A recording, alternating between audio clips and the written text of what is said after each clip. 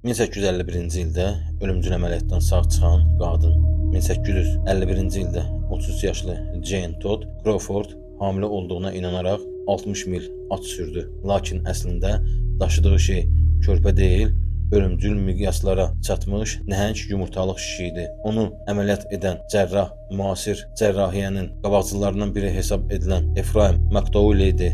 Lakin əməliyyat zamanı anesteziya yox, ağrı kəsici yox idi. Steril mühit yox idi. Jane taxta masanın üstündə uzanmışdı. Ümumi anesteziya yoxdur, ağrı kəsici yoxdur, antibiotik yoxdur. Həkim qarnında təxminən 9 düyüm, təxmini 23 santimetrlik kəsik etdi və təxminən 7 funt gel kimi maye ilə birlikdə nəhəng yumurtalıq şişini çıxartdı. O dövrdə bu cür əməliyyatlar demək olar ki, həmişə ölümlə nəticələnirdi. Şiddətli ağrı ürəyi dayandıra bilərdi və infeksiya bir neçə gün ərzində həyata son qoya bilərdi. Amma o sağ qaldı. Jane təkcə sağ qalmadı. 5 gün ərzində yeriməyə başladı. Bir ay ərzində yenidən at mindi və təxminən 30 il daha yaşadı.